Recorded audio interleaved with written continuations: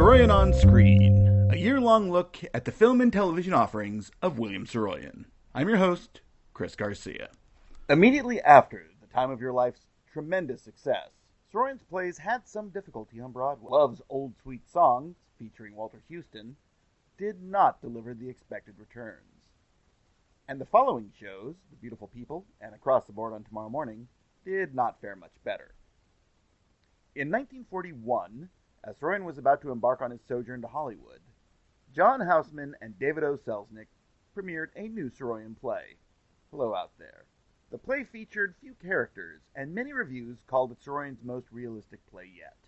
The initial stars, Harry Bratsburg and Phyllis Walker, were also well received. The Santa Barbara News Press praised Bratsburg, then added, "But more sensational was the gifted performance of an amazing newcomer named Phyllis Walker, under contract to David O. Selznick." An interesting note is that neither of the leads are best known by the names they appeared under here. Bratsburg is far better known as Harry Morgan. Walker became known as Oscar winner Jennifer Jones. By 1949, both were working under their far more famous monikers.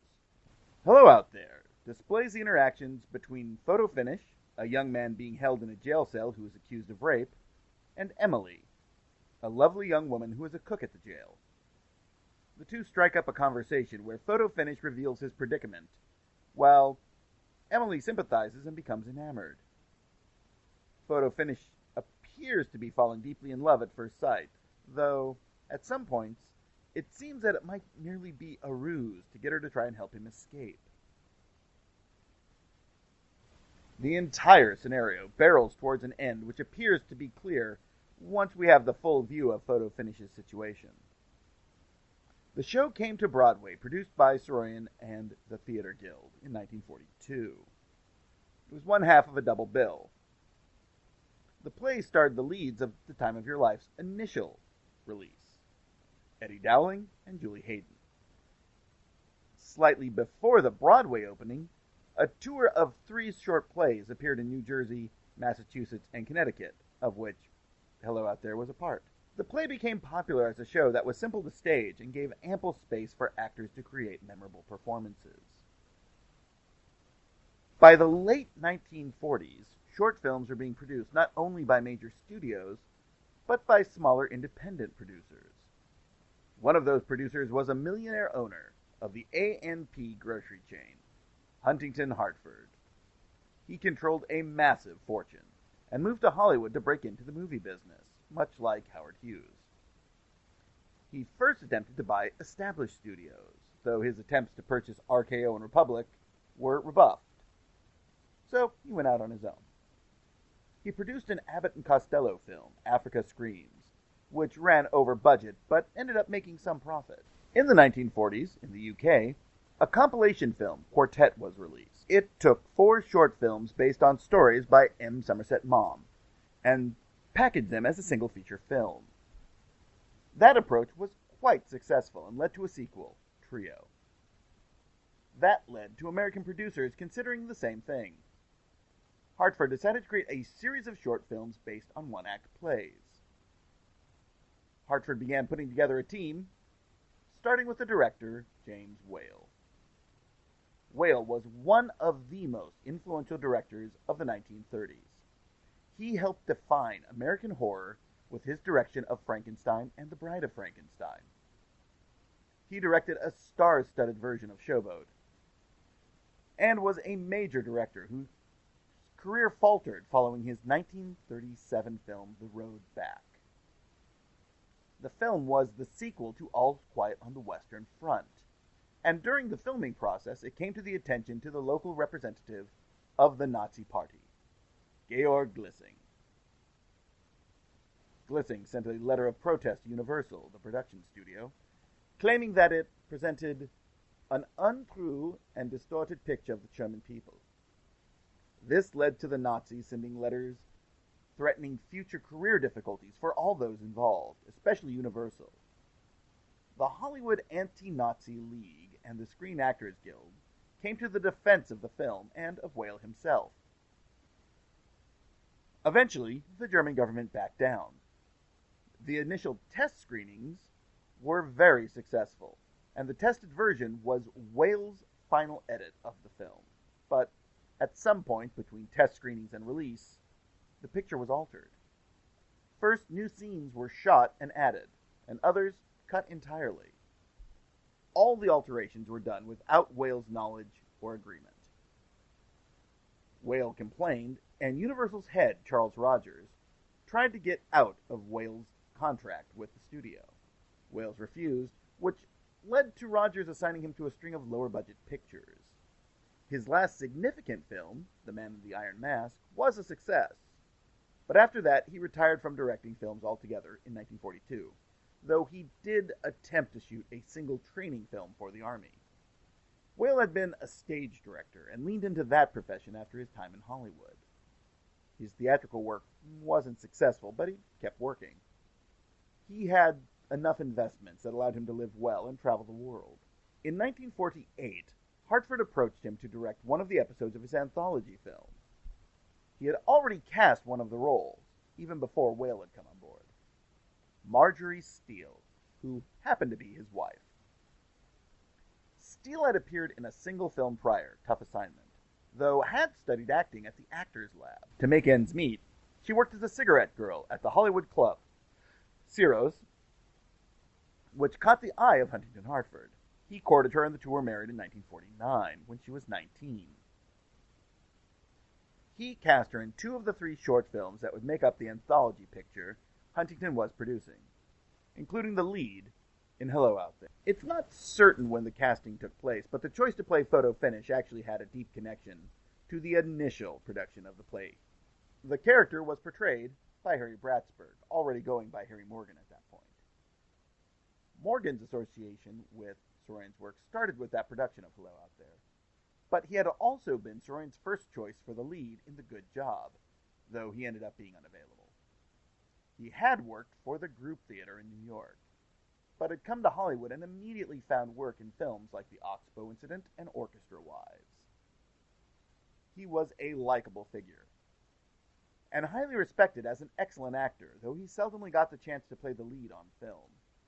He did host a radio program, Mystery on the Air, which starred Peter Lorre. He was a working actor and absolutely knew the material here and how to approach it. This does bring up a question. Did Saroyan have any involvement with the production? Digging through the Saroyan papers at Stanford, there are letters between Huntington Hartford and William Saroyan, though only well after the production had wrapped. There are none between Morgan or Steele and Saroyan, at least not clearly. It is clear that they approached the material in much the same way Saroyan had written it. Long stretches of the piece mirror the stage version nearly exactly. The performances read much like those noted in the reviews of the Dowling Hayden Broadway version. It would seem very much like the source material, especially the dialogue, was highly respected and allowed to remain present in the short was created in early 1949 and shot at the studios of Los Angeles' oldest television station, KTLA. It was a single set, a jail cell, and the area in front of it. This is a difficult constraint for a film, as various locations help to keep the audience from feeling confined. The solution to this is dynamic shooting, which is something James Whale insisted on in Frankenstein, then working with cinematographer Arthur Edison, and that his cinematographer on Hello Out There, Carl Struess, was incredibly talented at providing.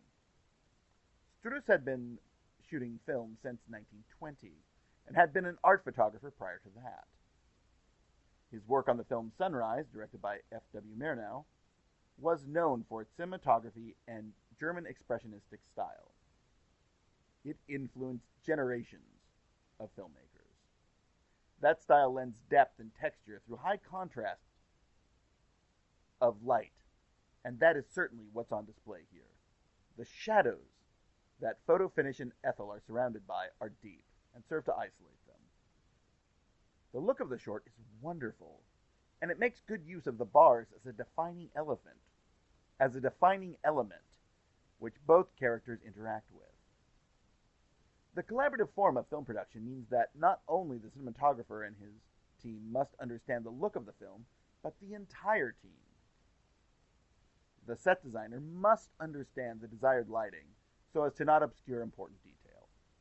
Here, the bars of the jail cell are not simply a square, but a complex shape, somewhat pinched at one end, with the top bars leaning forward. This allows to create long shadows along the wall and the characters. The costumers must understand what will be highlighted and what will be masked. The costumes are incredibly simple here.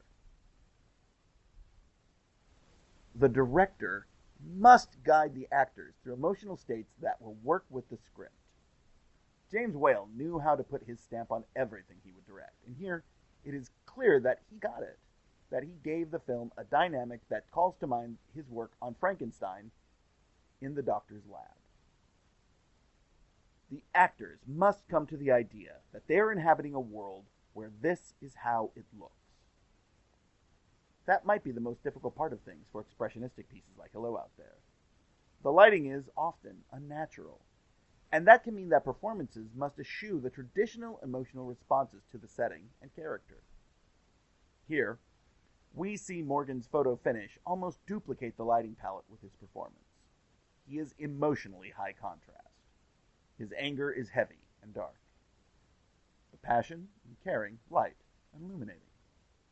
Some have seen this as a weakness in Morgan's performance, though I think audiences of the time would have latched onto the idea that he's a complicated character, and the performance would have landed much harder with less questioning to audiences of the late 1940s and early 50s. Steele's performance is interesting. Many modern critics and viewers indicate that she feels like an amateur, especially in contrast to Morgan's highly disciplined, if at times bombastic, performance. I could not disagree more on that matter. Emily, in the original play called Ethel, is supposed to be inexperienced, naive, timid at points. She is at least somewhat easily led by photo finish, and here, that plays out in Steele's performance. The commentary on current versions of the film available on YouTube and other platforms take on Steele's performance as weak, but I believe they are approaching it with the idea that late 20th century acting techniques are the basis for criticism. What is interesting in that regard is that both Morgan and Steele were trained in techniques that take similar approaches. The group theater was one of the birthing grounds for method acting, while Steele had studied under the Actors Lab, which also worked within early ideas of the method, but with a more political edge, foreshadowing the philosophical approach of mediation of performance through analytical power dynamic expression and reaction. She seems to put this into play throughout, as the dynamic between an incarcerated man and a free woman is explored simply and cleanly. The film was never officially released. Huntington Hartford's two other films for the intended trilogy, The Secret Sharer and The Bride Comes to Yellow Sky, were eventually paired and released as face-to-face in 1951. It's not certain why Hartford did not include Hello Out There in the film as originally intended. Some point to the dark atmosphere and more artsy style of the film not being a strong fit with the other two more naturalistic films. It's also not clear how the film came to public awareness, though by the 1960s, Hartford was showing it himself, sometimes at the museum he built at 2 Columbus Circle in New York, the Gallery of Modern Art. It was in some circulation among collectors by the 1980s and 90s, but it wasn't until 2024 that it became generally available on YouTube. Huntington Hartford would go on to fund arts and building projects for the rest of his life. He and Steele divorced in the early 1960s. He continued philanthropy and some say a one-sided feud with Howard Hughes throughout the 1960s and 70s. Hartford passed away in 2008. Harry Morgan would continue acting in the 1960s and take a guest starring role on Dragnet. He so impressed the crew, especially creator and lead actor Jack Webb, that he was brought on permanently to play Bill Gannon, partner to the legendary cop Sergeant Joe Friday. He would reprise the role in the 1987 comedy version, Dragnet, starring Dan Aykroyd and Tom Hanks. He would go on to greater fame playing Colonel Sherman T. Potter on MASH, another series where he played a one-off guest star only to be brought back later as a main character. Morgan continued acting through the 1990s and passed away in 2011 at the age of 96. James Whale, one of the most influential filmmakers of the early sound era, never worked in film again after Hello Out There. Though he did produce and direct at least one touring play, Pagan in the Parlor. Personal and professional setbacks mounted, and in 1957, Whale drowned himself in his pool in Pacific Palisades, California. Marjorie Steele did some acting, but was far better known as an artist, under the name Marjorie Fitzgibbon. Hello Out There has a long history of productions since 1949 film version, including some very important ones.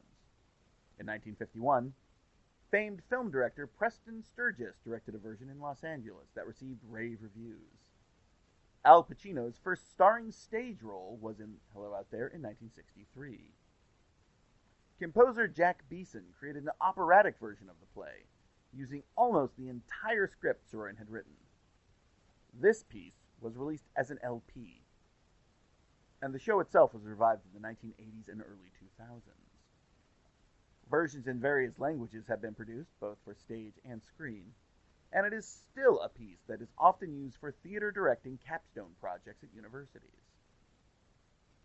There are about a dozen versions available on YouTube, ranging from a 1980 videotape version to a director's reel from 2022. Perhaps the most interesting adaptation was a Latvian rock opera, I Jūs Tur. It was created in 1971 by Imants Kalnins. It was not produced on stage for 6 years, until the Liepa Theater produced it with the Latvian rock band Levi. A version was filmed in 1986 and is available on YouTube today. Hello Out There remains one of Saroyan's most adapted works, alongside The Time of Your Life and My Heart's in the Highlands for his plays, but arguably the most adapted work within his realm was a song, co-written with his cousin, Ross Bagdasarian. In the 1950s, Saroyan began shopping around a treatment for a film based on that song, and in our next episode we'll be looking at what could have been the film Come On to My House.